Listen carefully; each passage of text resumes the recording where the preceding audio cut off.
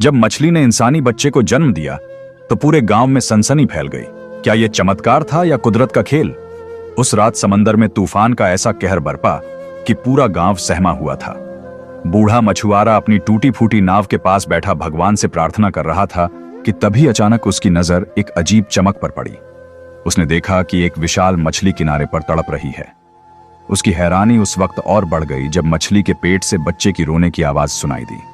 मछुआरे ने कांपते हाथों से मछली को छुआ और उसकी देह से झांकते एक नवजात को देखा। उसकी आंखें फटी की फटी रह गईं। उसने बच्चे को अपनी बाहों में उठाया और जोर से चिल्लाया, भगवान, ये क्या चमत्कार है? गांव के सभी लोग उस बच्चे को देखने के लिए उमड़ पड़े। हर किसी की आंखों में जिज्ञासा और हैरानी थी। बूढ़ा मछुआरा बच्चे को सीने से लगाए खड़ा था। बच्चे की मासूमियत और रोने की हल्की सी आवाज सबके दिल को छू रही थी।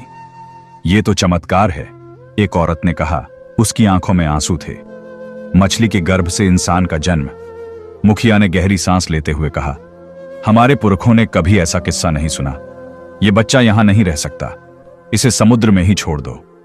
लेकिन बूढ़े मछुआरे की आंखों में ममता का सागर लहराने लगा। वह बच्चे को और कसकर पकड़ते हुए बोला, नहीं, यह बच्चा भगवान का वरदान है, इसे मरने के लिए नहीं छोड़ सकते। तभी बच्चे ने बूढ़े की उंगली को कसकर पकड़ लिया। उसकी नन्ही उंगलियों की कोमलता ने बूढ़े के दिल को जैसे पिघला दिया। उसकी आंखों में आंसू आ गए। मुखिया ने हार मानते हुए कहा, ठीक है, अगर भगवान की इच्छा है तो इसे तुम्हारे पास ही रहने देंगे, परंतु गांव के लोग इसे अपनाएंगे या नहीं, यह समय ही बताएगा। बूढ़े ने बच्चे को गोद में लेकर मंदिर की ओर देखा। उसकी आंखों में कृतज्ञता और ममता का सागर था। भगवान के चरणों में सिर झुकाकर उसने कहा, हे भगवान, अगर यह तुम्हारी देन है तो इसकी रक्षा भी तुम ही करना। गांव के लोग धीरे धीरे वहां से चले गए, लेकिन कुछ की आंखों में सवाल थे तो कुछ की आंखों में आस्था। बूढ़ा मछुआरा अब उस नन्ही जान को अपनी जिंदगी मान चुका था। गांव में समय के साथ बच्चे को लेकर चर्चा और बढ़ने लगी। कुछ लोग अब भी इसे अपशगुन मान रहे थे, जबकि कुछ इसे भगवान का चमत्कार। बूढ़ा मछुआरा, जिसे अब सब बाबा कहकर पुकारने लगे थे, बच्चे की देखभाल में दिन रात जुटा था। एक शाम जब बाबा बच्चे को झूले में सुला रहे थे, तभी मुखिया का बेटा दौड़ता हुआ आया। बाबा, बाहर से कुछ लोग आए हैं, कहते हैं कि वो इस बच्चे को ले जाना चाहते हैं। बाबा का दिल जोर से धड़कने लगा। उनके चेहरे पर चिंता की लकीरें उभर आईं। उन्होंने बच्चे को अपनी बाहों में उठा लिया और बाहर की ओर बढ़े। गांव के चौराहे पर 4 लोग खड़े थे। उनके कपड़े शहरियों जैसे थे। उनमें से एक ने कठोर स्वर में कहा, हम विज्ञान शोधकर्ता हैं, हमें खबर मिली कि यहां समुद्र से एक बच्चे का जन्म हुआ है, हम उसे ले जाने आए हैं। बाबा ने बच्चे को और कसकर पकड़ लिया। नहीं, यह बच्चा कोई प्रयोगशाला की वस्तु नहीं है, यह मेरी औलाद है। शोधकर्ता ने तर्क दिया, आप समझते क्यों नहीं? अगर यह चमत्कार है तो हमें इसका अध्ययन करना चाहिए, यह विज्ञान के लिए महत्वपूर्ण है। बाबा की आंखों में आंसू आ गए। वह चिल्ला उठे, यह बच्चा मेरी जान है, कोई इसे मुझसे नहीं ले जा सकता। इसे मेरी छाती से अलग करने के लिए पहले मुझे मारना पड़ेगा। गांव वाले भी अब बाबा के पक्ष में खड़े हो गए। मुखिया ने सख्त लहजे में कहा, यह बच्चा अब हमारे गांव का हिस्सा है, आप लोग यहां से चले जाएं। शोधकर्ता निराश होकर लौट गए, लेकिन बाबा के दिल में एक डर बैठ गया। क्या बच्चा वाकई सुरक्षित है? क्या कोई और इसे लेने आएगा? बाबा ने उस रात बच्चे को सीने से चिपकाए रखा, उसकी मासूमियत में अपनत्व और सुरक्षा की खोज करते हुए। बाबा ने बच्चे को अपनी जान से भी ज्यादा संभाल कर रखा था। गांव वालों ने भी अब बच्चे को भगवान का आशीर्वाद मान लिया था। लेकिन बाबा के दिल में एक डर हमेशा बना रहता था कि कहीं शहर वाले दोबारा ना आ जाएं। एक रात जब सब सो रहे थे, अचानक बच्चे के रोने की आवाज सुनाई दी। बाबा ने जल्दी से उसे गोद में उठा लिया और प्यार से सहलाने लगे। लेकिन उनकी हैरानी तब और बढ़ गई जब देखा कि बच्चे की आंखें हल्की नीली हो गई थीं और उसके हाथ से एक हल्की सी रोशनी निकल रही थी। बाबा के होश उड़ गए। उन्होंने भगवान से प्रार्थना करते हुए कहा, हे भगवान, यह क्या संकेत है? क्या सच में यह बच्चा देवता का अवतार है? अगली सुबह गांव में हलचल मच गई। रात भर कुएं से सूखा पानी अचानक लबालब हो गया था। लोग चकित थे। यह तो चमत्कार है, एक वृद्ध ने कहा। जरूर इस बच्चे की वजह से हुआ है। मुखिया ने बाबा से पूछा, बाबा, क्या तुमने कुछ अजीब देखा? बाबा ने बच्चे की रोशनी और नीली आंखों का जिक्र किया। सभी चौंक गए। कुछ लोगों ने बच्चे के आगे हाथ जोड़कर प्रार्थना करनी शुरू कर दी। बाबा असमंजस में थे, क्या यह वाकई चमत्कार है या फिर कोई भ्रम। लेकिन उनकी ममता ने बच्चे को और भी गहराई से अपने दिल में बसा लिया। तभी एक और मछुआरा भागता हुआ आया। समुद्र से बड़ी बड़ी मछलियां खुद किनारे आ रही हैं, ऐसा कभी नहीं हुआ। गांव वाले दौड़कर समुद्र तट पर पहुंचे। विशाल मछलियां जैसे गांव वालों के लिए अपनी कुर्बानी देने आई थीं। बाबा ने बच्चे को गोद में लेकर समुद्र की ओर देखा। क्या तू वाकई भगवान का दूत है? उनकी आंखों से आंसू बहने लगे। गांव वालों ने बच्चे को देवता का अवतार मान लिया। बाबा ने बच्चे को कसकर सीने से लगा लिया। उनकी आंखों में कृतज्ञता, प्रेम और डर का अनोखा संगम था। समय बीतता गया, लेकिन बच्चे के चमत्कारों की चर्चा अब गांव की सीमाओं से बाहर फैलने लगी। एक दिन शहर से कुछ प्रतिष्ठित पत्रकार और टीवी चैनल के लोग गांव में आ धमके। कैमरे, माइक और सवालों के बवंडर ने पूरे माहौल को बदल दिया। एक पत्रकार ने बाबा से पूछा, क्या यह सच है कि मछली ने इस बच्चे को जन्म दिया है? क्या यह वाकई देवता का अवतार है? बाबा ने असमंजस में बच्चे को अपनी गोद में कसकर पकड़ा और बस इतना कहा, यह बच्चा भगवान का दिया वरदान है। पत्रकार ने गांव वालों से भी सवाल किए। कुछ ने इसे चमत्कार कहा तो कुछ ने इसे अंधविश्वास। तभी एक औरत ने जोर से कहा, अगर यह चमत्कार नहीं है तो कुएं में पानी कैसे आया? मछलियां खुद किनारे क्यों आईं? पत्रकार निरुत्तर हो गए। तभी वैज्ञानिकों की एक टीम वहां पहुंची। मुख्य वैज्ञानिक ने गांव वालों से कहा, हम इस बच्चे का परीक्षण करना चाहते हैं। अगर यह वाकई चमत्कार है तो हमें इसकी सच्चाई जाननी होगी। बाबा ने विरोध करते हुए कहा, नहीं, मेरा बेटा कोई प्रयोगशाला का सामान नहीं है।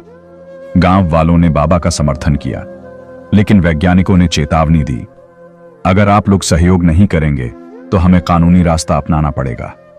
बाबा घबरा गए। उन्होंने बच्चे को अपने आंचल में छिपा लिया। मुखिया ने हिम्मत जुटाकर कहा, आप लोग इस गांव के विश्वास के खिलाफ नहीं जा सकते। यह बच्चा हमारी आस्था का प्रतीक है। वैज्ञानिक नाराज होकर लौट गए, लेकिन उनके मन में सवाल थे, क्या वाकई विज्ञान यहां बेबस है? रात को बाबा ने बच्चे को गोद में लेकर रोते हुए कहा, हे भगवान, अगर यह सच में तेरा दूत है तो इसकी रक्षा कर।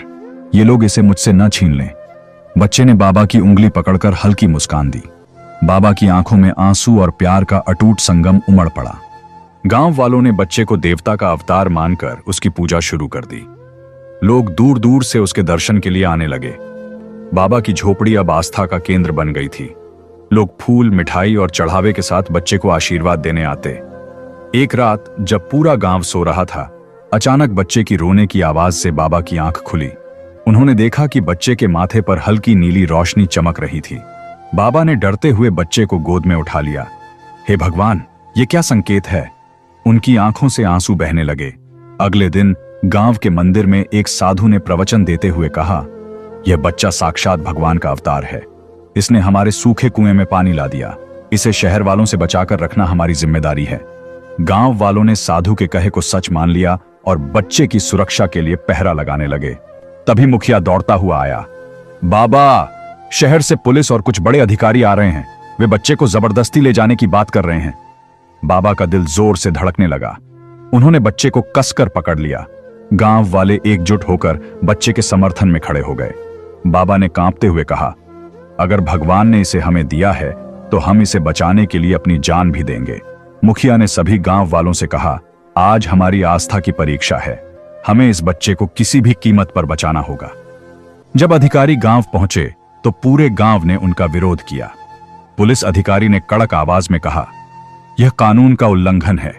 आप लोग विज्ञान की प्रगति में बाधा डाल रहे हैं। लेकिन मुखिया ने सख्त लहजे में जवाब दिया, यह बच्चा हमारी आस्था का प्रतीक है। आप इसे नहीं ले जा सकते। अधिकारियों ने गांव वालों की दृढ़ता देखी और पीछे हटने का फैसला किया। बाबा ने बच्चे को अपने सीने से लगाकर भगवान का शुक्रिया अदा किया। उस रात बाबा ने पहली बार सुकून की नींद ली। बच्चे ने उनकी दाढ़ी पकड़कर हल्की मुस्कान दी। गांव में अब बच्चे को लेकर आस्था और भक्ति का माहौल बन चुका था। लोग दूर दूर से आकर उसकी पूजा कर रहे थे।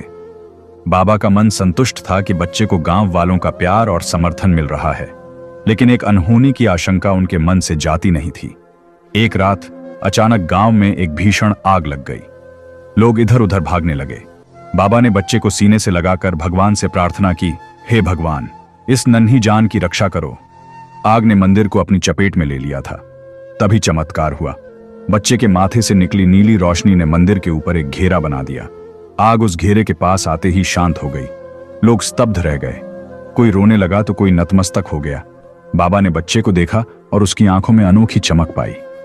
मुखिया ने हक्के बक्के होकर कहा, यह सच में भगवान का अवतार है। इसने हमारे मंदिर और गांव को बचा लिया। गांव वाले बाबा के पैरों में गिरकर माफी मांगने लगे कि उन्होंने कभी बच्चे पर शक किया था। बाबा ने भावुक होकर कहा, यह चमत्कार हमें विश्वास और भक्ति का सबक सिखा गया है। भगवान जब हमारे साथ होते हैं तो कोई विपत्ति हमें हरा नहीं सकती। बच्चे ने मुस्कुराकर बाबा का हाथ पकड़ा। अचानक शहर से एक गाड़ी गांव में दाखिल हुई। उसमें वही वैज्ञानिक थे जो पहले बच्चे को ले जाने आए थे, लेकिन इस बार उनके चेहरों पर कठोरता की जगह विनम्रता थी। मुख्य वैज्ञानिक ने हाथ जोड़कर कहा, हमने आपके विश्वास की परीक्षा ली और हम गलत थे। यह बच्चा सच में चमत्कारी है। इसे किसी प्रयोगशाला में रखना अनुचित होगा। गांव वालों की आंखों में संतोष और गर्व था। बाबा ने बच्चे को गोद में उठाकर कहा, यह हमारा भगवान है, हमारी आस्था का प्रतीक। वैज्ञानिकों ने गांव वालों से माफी मांगी और वादा किया कि वे अब कभी इस बच्चे को परेशान नहीं करेंगे। गांव वालों ने खुशी से झूमते हुए भगवान का धन्यवाद किया।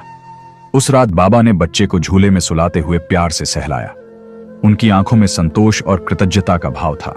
आग की घटना के बाद गांव में सबकी आस्था और भी मजबूत हो गई थी। बच्चे को अब कोई चमत्कार मानने से नहीं कतराता था। बाबा की झोपड़ी में रोज श्रद्धालुओं का तांता लगा रहता। हर कोई बच्चे के दर्शन कर अपनी मन्नतें मांगता। एक शाम जब बाबा बच्चे को झूले में सुला रहे थे, मुखिया वहां आ पहुंचा। उसने कहा, बाबा, गांव वालों ने तय किया है कि मंदिर के पास एक छोटा आश्रम बनाया जाए जहां आप और बच्चा आराम से रह सकें। यह जगह अब तीर्थ बन गई है। बाबा की आंखों में कृतज्ञता के आंसू थे। उन्होंने मुखिया के कंधे पर हाथ रखते हुए कहा, यह सब भगवान की मर्जी है। मैं तो एक मामूली मछुआरा हूं। बच्चे ने झूले से हाथ बढ़ाकर बाबा का दाढ़ी पकड़ लिया, जैसे कह रहा हो कि सब ठीक हो जाएगा। कुछ दिन बाद गांव में एक बड़े अनुष्ठान का आयोजन किया गया। लोग दूर दूर से आकर पूजा में शामिल हुए। बाबा ने बच्चे को अपनी गोद में लेकर आशीर्वाद दिया। सभी की आंखों में आस्था और विश्वास का दीपक जल रहा था। अचानक एक वृद्ध महिला आई और बाबा के चरणों में गिरकर बोली, मेरा बेटा कई सालों से बीमार है। कोई दवा काम नहीं कर रही। क्या यह बच्चा उसे ठीक कर सकता है? बाबा असमंजस में पड़ गए। बच्चे ने हल्की मुस्कान के साथ वृद्धा की ओर हाथ बढ़ाया। जैसे ही उसने बच्चे का स्पर्श किया, उसकी आंखों में चमक लौट आई। वृद्धा ने खुशी से नाचते हुए कहा, यह तो साक्षात भगवान है। मेरा दर्द जैसे छू मंत्र हो गया। गांव वालों ने जयकारा लगाया। बाबा की आंखों से आंसू छलक पड़े। उन्होंने आसमान की ओर देखा और भगवान का शुक्रिया अदा किया। उन्हें अब यकीन हो गया था कि यह बच्चा सिर्फ उनका नहीं, पूरे गांव का रक्षक और आस्था का प्रतीक है। रात को जब सब सो रहे थे, बाबा ने बच्चे को गोद में लेकर कहा, तू सच में भगवान का दूत है।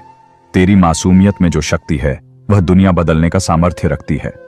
बच्चे ने हल्की हंसी के साथ बाबा की उंगली पकड़ ली। गांव में बच्चे के चमत्कारों की कहानियां अब शहर और आसपास के गांवों तक फैल चुकी थीं। लोग बीमारियों और दुखों से मुक्ति पाने के लिए बच्चे के दर्शन करने आने लगे।